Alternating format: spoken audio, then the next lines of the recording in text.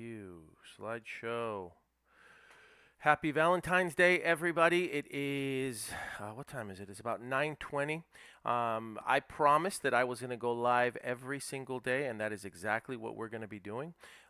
Just checking the settings real quick to make sure everything is running the way it's supposed to be running. For those of you who are just turning in, I'm going to give the algorithm a little bit of time for it to notify people. Happy Valentine's Day. I hope everybody is celebrating it with the one that they love, or the ones that you love, possibly. Anyway, so what I got to go do is I'm going to go meet my wife for a brunch. And for those of you who don't know, my wife competes. She does fitness competitions, bodybuilding competitions, bikini competitions. So I'm wearing a shirt in honor of my wife. I have to stand up a little bit so you can see it. Team Mommy, that is my wife. So I'm going to go surprise her, and I'm going to see her in a little bit, and I'll be wearing her t-shirt, and I'll be bringing her some goodies and whatnot. So hope you all have a wonderful Valentine's Day. I'm sure that the people that catch up to this video a little bit later on, they're going to be wondering what it is that I'm wearing and why I'm wearing it, but whatever. So today we're going to be talking about how to buy a house with no money. We're going to get started in a little bit. I'm going to sit tight for about 2 more minutes until we get a few more viewers, because I know that the algorithm does take time for it to kick in. I'm reading the comments. I promised that I would go live every day, and so I'm going to do this and each one is going to be short. It's only going to be about 20 or 30 minutes, and we're going to be covering some of the content that people send to me through DMs on the various message boards. So you can connect with me on whatever board you really prefer, the board of your choice, Reddit, Facebook group, school community, Instagram, LinkedIn. I see them all. So send those messages to me. Forgive me if there's a lapse in between the time you send it to me. By the time I reply, I do get busy, and sometimes I get inundated. And I still work both as a real estate agent or real estate broker, and as a real estate investor, and I wholesale and assign properties as well. So a lot of this stuff isn't just information that I'm just repeating, from content that I've seen on the internet. This is all stuff that is actually happening right now, real world application, and years and years and years of experience that I'm bringing to the table. So today we're going to be talking about how to buy a house with no money. And I will get started in 1 more minute. Yes, happy Valentine's Day. Can you save this live? So I save it myself personally. I don't save it on the within the social media. I don't save it inside Instagram, and on YouTube it is saved because they save all the lives. And the reason that I'm doing that is because this way it builds value in participating in the lives. I know people have jobs, people have careers, people have families, people have the gym. I understand all that, but I'm trying to build value for this live content. So I will eventually start to disperse it little by little through Instagram as well. But you'll be able to catch the entire video on YouTube because it does record it and it does store it there. All right, let's get started. Okay, I love it when it does that. Okay, let's talk about buying a house with no money. I do a lot of talking about mindset shifts. Very important that you shift your mindset. And so the title, yeah, it's a little bit of clickbait. And yes, I did do it that way intentionally. That's part of it. But at the end of the day, what I need you to understand is that you are still a solution. You're a real estate investor, and you are providing a seller with a solution that to a problem they might be having, to some type of distress. So while you're coming in there with the mindset, I want to purchase a house for myself, I want to purchase a property for myself, I want to buy something for myself, using strategies that enable me to be able to buy these properties with no money down, that enable me to buy these properties with bad credit, that enable me to buy these properties without any bank verification or check stubs or anything like that. I want to use those strategies myself to be able to do this for myself. At the end of the day, right, you're still a possible solution to somebody else's problems, okay? So I say this all the time. This isn't only about you and what you're going to be able to get out of this. And we're going to be talking about that a little bit later on. But I want there to be a little bit of a mindset shift, just a little bit. Yes, I understand. Everybody's situation is different. And there's some people that reach out to me and they're like, listen, I really need to get a house for me and my children. Listen, I really need to to get investment properties for whatever.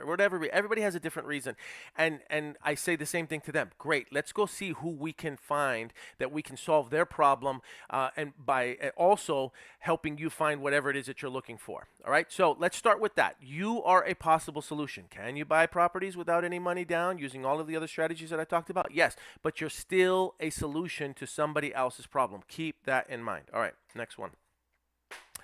Your story is your strength. Okay, this is important. Oh, I was using fish analogies earlier when I was working on these slides. So you're going to see some fish stuff on top where it says like the right bait and all that stuff. But because I didn't properly set it up, now it's going to seem a little weird. So I'm not. I may reference it. I may not reference it. Anyway, your story is your strength. Now, why am I saying that? Because there's some of you that are thinking there's no way that I can go approach a seller and talk to a seller and say to that seller, hey, listen, I have no money. I have no credit. I've got no job. I don't have any credentials. Oh, and by the way, I had a property that was recently foreclosed on within the last 7 years.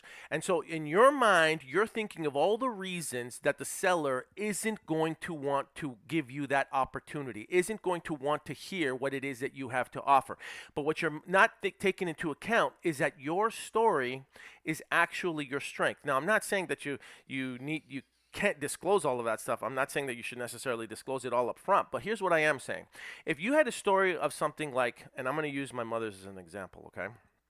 So in the 90s, my mother and father got into a really bitter divorce. It was like War of the Roses. They damaged each other's credit. They let property, our primary house, go into foreclosure. They they let the cars all get repossessed. They really, whatever they could do to hurt each other, they did. Okay, and it got really, really, really ugly for a while for our family. My mother went out and she approached someone over in Highland Park, Los Angeles, and she talked to someone. It was an elderly couple, and she basically went to them and she said, "Hey, listen, I just went through a really, really, really bad divorce. It's really bad. I have a job. I do make money. I have 3 children. I need a place for them to stay. We used to have a house. For whatever reason, my husband took it or however she explained losing the property. And did she get it on the first conversation with that elderly couple? No. Did she keep in touch with them? Yes. Did she talk to them? Yes. Did she keep repeating her story and her scenario, right? She did. And eventually what ended up happening was that elderly couple actually deeded the property to my mother and sold it to her using seller finance. Did she have to work 2 jobs, sometimes 3 jobs to be able to pay for that and make sure that she made those monthly payments to the elderly couple? Yes. Would she have been able to have gotten that property, right, without using her story, right, without explaining her scenario? Probably not. Would a bank have financed her? Absolutely not. Especially not after having lost the property, and especially after having bad credit. This was during the 90s. So here's the thing: these strategies have been going on for a really, really long time. Okay, even before many of us were born. Okay, so I mean, during the 70s or 80s, there was Carlton Sheets that was teaching these strategies. Then during the 90s, there was other people. I forget. There was an Asian guy that had pictures of him with 2 girls on a yacht, whatever, selling his courses. This stuff's not new, okay? So I want you to understand that this has already been going on, and so now you have the opportunity to learn how to do it as well, okay? But you have to have the right story. And in order to have the right story, you got to have the right why, right? So for those of you who are like, well, I'm 18, what's my why? What's my story? Well, listen, Mr. and Mrs. Seller, I'm going into college. I'm the first person to go to college in my family. I'm working really, really hard. My parents really would love to have a home. I'm going to do whatever I need to do in order to make sure that I make these payments. I'm going to do whatever I need to do, work 2 jobs, 3 jobs, 4 jobs. I'll maintain communication with you. I really, really, really need your help. I want to see if there's a chance that we can make something work. So everybody's story is going to be different. Everybody's story needs to be authentic, because the more authentic the story is, the more that you're going to be able to tell it, the more you're going to be able to convey why they should be willing to hear your offer out. And more importantly, if you're dealing with someone who's in a distressed situation, they'll probably be able to relate with whatever story it is that you're giving them, all right, or you're sharing with them. Now, let's go back to the first slide. Your story is your strength. If you come in to someone who is in distress and you think that you want to be this big time investor rolling in with a custom made suit in a $100,000 car, rolling up to their house, asking for them to offer some type of seller finance, they're probably not going to be that incentivized to hear your offer out about why they should sell or finance the property to you, about why they should consider you for a subject to mortgage. And so you got to flip the switch a little bit, going back to what I was saying about how, like, understand that your humility is going to be your strength in these situations, whereas you thinking, right, and we have all thought this way, I've thought this way too, you thinking that you need to be this big bad investor in order for them to even consider selling the property to you on those terms. You want to act like a lamb and sell like a dragon. Lion. Sorry. Force of habit. That was a good way for me to pitch my book again. So, deal like a dove, dispo like a dragon. I took the same analogy, right? Act like a lamb, sell like a lion. Deal like a dove, dispo like a dragon. Anyway, let's move on. All right, so I hope that hit home. Your story is your strength. All right.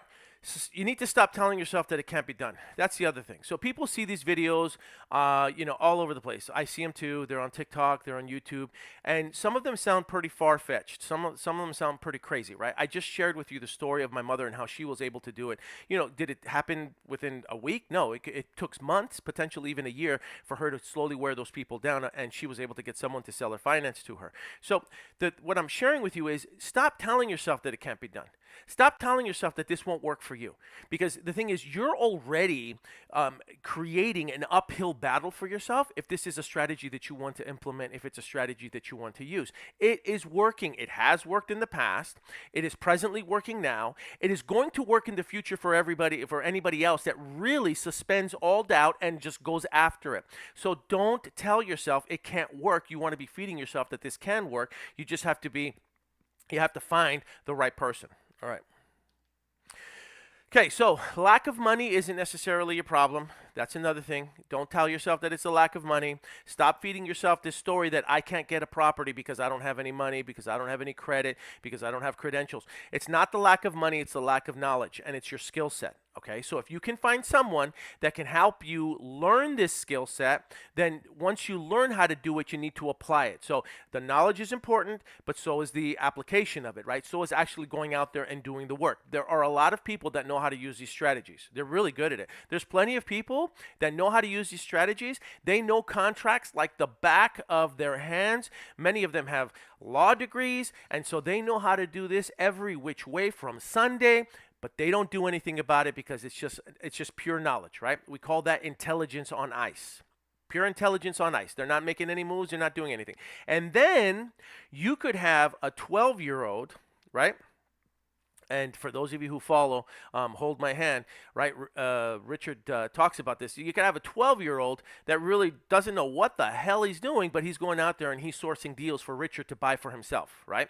So I just saw one of his videos. But the point is, it's not the lack of knowledge, right? Excuse me, lack of money. It's the lack of knowledge. And once you get the knowledge, you just have to implement. Now, I'm going to talk a little bit about what we do within our organization. Within our organization, we have something called a profit-sharing mentorship program. It's $99 a month. You've got somebody for $99 that's going to come in there and they're going to close your deals for you. Okay? They'll close your deals for you. They'll get on the calls for you. They'll help you with the paperwork. They'll do everything, and it's a mentorship.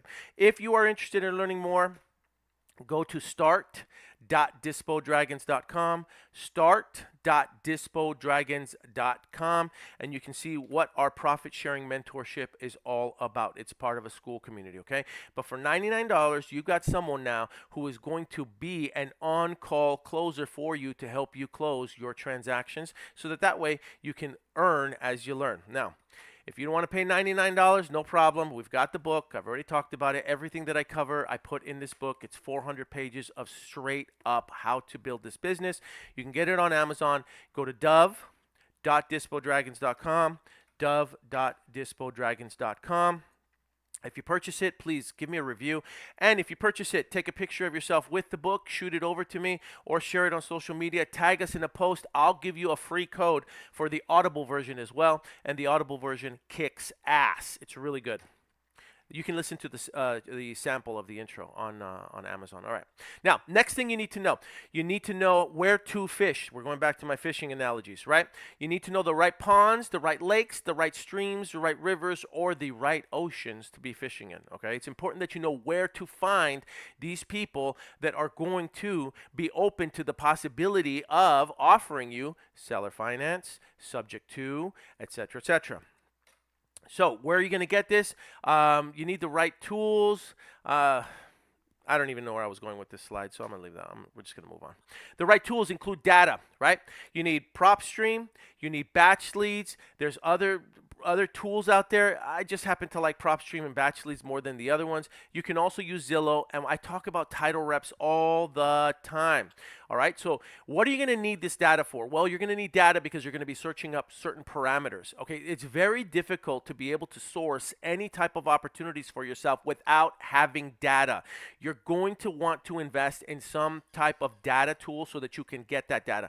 One way, right, one possible way to get around, if for those of you who are saying, I have zero money to my name, zero, I have nothing. Well, you can call a title representative, and you could call your local title rep. I've said this before, but I'll say it again. Google local title representative in my neighborhood or in my area. Find one, call them, hey, John or Jane, title representative. My name is Paul.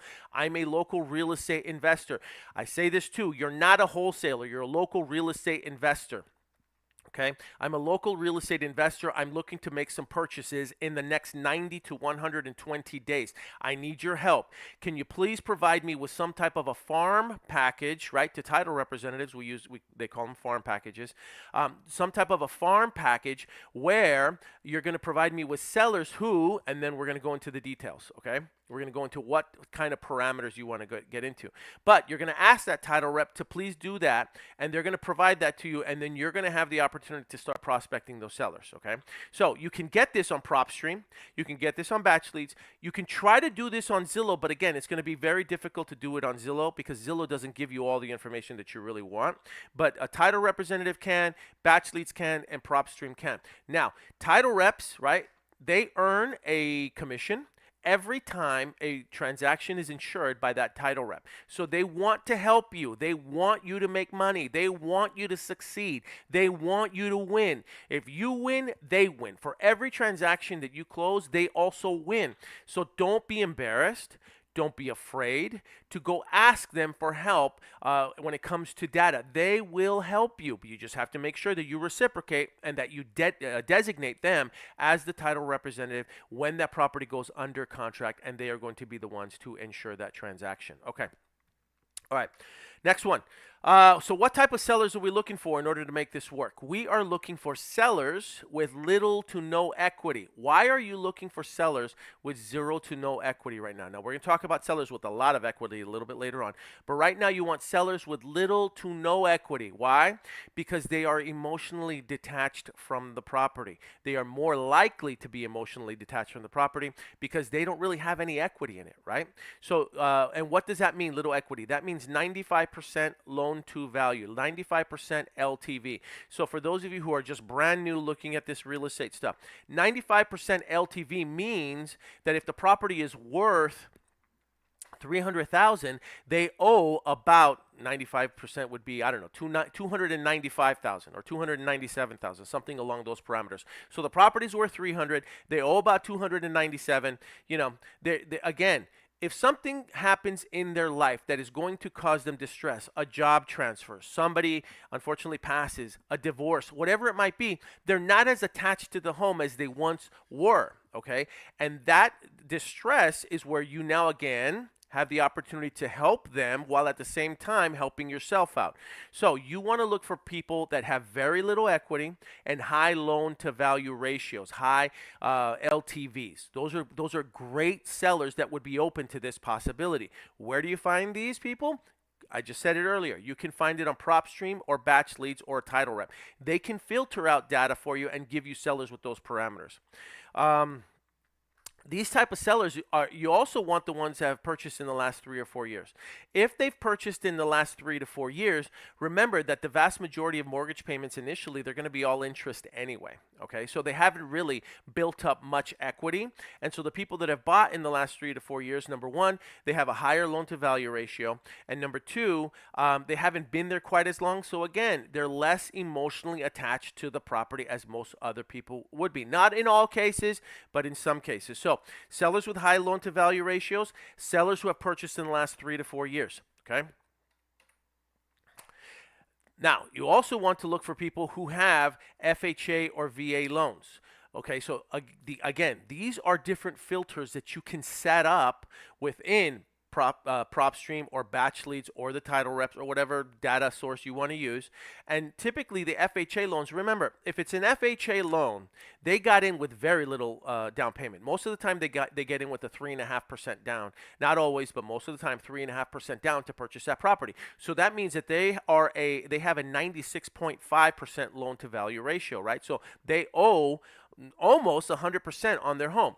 Veterans do own 100%, owe 100% on their home, because if they just bought it, within the last 3 to 4 years, they got 100% financing when they purchased that property. So again, those type of VA loans have very little equity within the first 3 to 4 years. Now, we're not going to get into any debate about the validity of purchasing subject to or the validity of some type of seller finance. I'm not going to do that on this training. Okay, that's not what this training is for. I'm just providing you with the where to find these opportunities out. Okay, so. And I'm saying that because I'm sure that kind of stuff can pop up. All right. All right, and the last type of seller that you want to talk to is a seller whose house has been sitting on the market for 90 days. So when a seller has been, their property has been sitting on the market for 90 days or more, number one, they're probably overpriced, okay? And there's reasons that some of them are overpriced. The reasons that some of these homes are overpriced is because, number one, they don't have any equity, but they still have to pay all the costs to close. So they have to pay agents' commissions, which is going to range anywhere between 4 to 6%, right? So let's just analyze that. With a house that let's say it has a VA loan on it and it's worth $300,000, 6% of that $300,000 is $18,000. Now they owe, let's say it's been a year, they owe probably around $298,000 on it. So in order for that seller to sell the property the traditional way using a real estate agent, they'd have to actually come to the closing table to be able to pay the agent and pay all of their closing costs. So they're going to pay just so they can sell their house. Right? Whereas if you come to them and you approach them the right way, and you educate the agent and you say, hey, John or Jane seller, listen, I'd be interested in purchasing your home, and you give them your why, right? Listen, I'm just getting out of a really rough divorce. I'd like to purchase a home for me and my family. But if I get you your price where you don't necessarily have to come out of pocket, would you be open to me purchasing your home using some creative strategies? Would you be open to me purchasing this home on terms? And then you explain the terms. On this video, I'm not going to be going into those strategies. I'm not going to be teaching all of that stuff. All this call was just to open your eyes a little bit and to make you understand how the possibilities are there. You can purchase property with no money down. You can purchase property. You may need a little bit to close, right? You may need some help with the closing costs, but even then, there's ways where you can strategically get your closing costs covered. I really want to hit that home. So this might be the last slide. I'm not sure. Oh, all right. When you purchase these strategies, this is like a marriage, okay? Especially if you are purchasing a home from someone and they're doing seller finance and they say to you, well, I'll sell you the property and you got to make payments to me for the next 10 years. Or if you purchase the property where you're taking over the existing mortgage, the existing FHA mortgage or the existing VA mortgage, you're taking it over subject to, and you're buying it, and then it's a 30-year loan. Right? So that means that you and that seller are going to be committed to each other for a minimum of whatever the seller agrees to on the seller finance. That could be 5 years, that could be 10 years, that could be 20 years, who knows? Or whatever the bank loan is, right? It could be, again, 15 years, 20 years, 30 years. So it's like being married to that seller, which means that you're going to have to make sure that there's certain parameters in place to protect you and the seller. So I like to call it a prenup, right? So you're going to have to figure out what your exit strategy is going to be. Are you going to get this property and then try to refinance it in 5, 10, 15 years? Are you going to try to ride that loan out for 20 to 30 years if you're taking over somebody's FHA or VA loan? These are all things that you're going to have to consider when you're purchasing the property, because the seller may say to you, I'm only willing to finance this to you for 5 years. Okay, only for 5 years. Sure, I'll let you buy the house. I like your story. I like what you stand for. I'm going to give you an opportunity. The seller gives you the opportunity. You purchase the home. You get the deed. The deed is in your name. You're now making payments to the seller. And then the seller says, but I want my money. I want all my money in 5 years. So what's your exit strategy going to be? In the next 5 years, you're going to have to do a couple things. You're going to have to either refinance it. You're going to have to sell it. Really, those are going to be your only options, right, in order to pay that seller off. Now, if there's a mortgage on it and you're just taking over somebody's mortgage, and they still stipulate that, right? We're working on a few deals right now where the sellers say, yes, it's a 30-year mortgage, but I really want to be out of this one in about 7 to 10 years. That's called a balloon payment, okay? So either way, I don't want to confuse anyone. I just want everybody to understand what the concept here is. I don't like being too surface level when I cover this stuff, but the point here is there are sellers who have loans, okay, on their properties, and for whatever reason, they are no longer able to make the payments on those loans. For whatever reasons, some of them might be in default, some of them might be under stress and duress. They may have lost a job. They don't know what they're going to do, and they just want out of the house. Okay, you, going back to what I said at the very beginning of this video, are a possible solution to their problem if you know how to creatively structure this so that you can purchase the home from them with no money down or no money out of your pocket, and then you buy it, you make payments, you take over mortgages, whatever it is that you're going to do. But you're going to need to talk to a lot of people. Okay, I think that's another misconception. The misconception here is that people tend to think that this is going to be easy, and that even though you are a possible solution for these people, you are a possible solution to them, they think that everybody's going to say yes, and that's not necessarily true either. Okay, going back to the last slide, it's like a marriage. This is a long-term commitment that you are making with that seller. So in order to make that long-term commitment, you're going to have to obviously build a lot of rapport and a lot of trust. But that also means you're going to have to talk to a lot of sellers. It is happening. People are doing this on a daily basis. I'm looking at some of the comments. So you're really going to want to make sure that you talk to a lot of sellers. That's really what this is going to boil down to. And so for the people that are going to use that as leverage to say, see, this doesn't work. He's telling us now that you have to talk to a lot of sellers. Of course you have to talk to a lot of sellers. I mean, that's just the way it goes, right? Especially if you're going to use some type of a creative strategy that is going to enable you to be able to avoid banks, right? To be able to avoid credit checks, right? To be able to avoid all of those things that would normally hinder you from being able to purchase a home. I'm telling you that you can buy a home now. You just have to talk to a whole bunch of sellers. And even if I told you that you had to talk to 500 sellers, even if I told you that you had to talk to 1,000 sellers, you have to talk to 1,000 sellers, right? And however long it takes you to talk to those 1,000 sellers, if you can do it in 1 week, great. If you can do it in 1 month, great. If you can do it in 6 months, great. But at the end of talking to about 1,000 sellers, you're going to have one of them that are going to say, you know what? I like you. I like you. I like your story. I'll work with you. I'll sell the house to you using whatever terms or whatever strategies you want to use. And you've got a home, right? Was it worth it? Absolutely, especially for someone who says, I don't have the money, I don't have the credit, I don't have any of that stuff to my name, but I'm hungry and I want to buy a house. Then this strategy works for you, right? And that's why at the beginning of this, I started with suspend all doubt. Okay. It's 9:48, guys. I am going to clock out now. I have to go see my wife for Valentine's Day. That's her on my chest right now. I hope everybody enjoys this. If you need more information, please feel free to DM me. If you need a second set of eyes and you have a deal and you just need some help with it, DM me. If you're having trouble comping a deal and you need the deal comped and you're like, how much? What do I offer here? What do I do? DM me. If you want to have more strategies, make sure that you're following me. Make sure that you're commenting. Make sure that you're liking our content. If you have a particular question that you'd like covered, I'll cover it. Just shoot me a DM and let me know how to handle it, and I'll work on structuring it during our next live video. All right, have a great day. Happy Valentine's. I'll talk to everybody soon.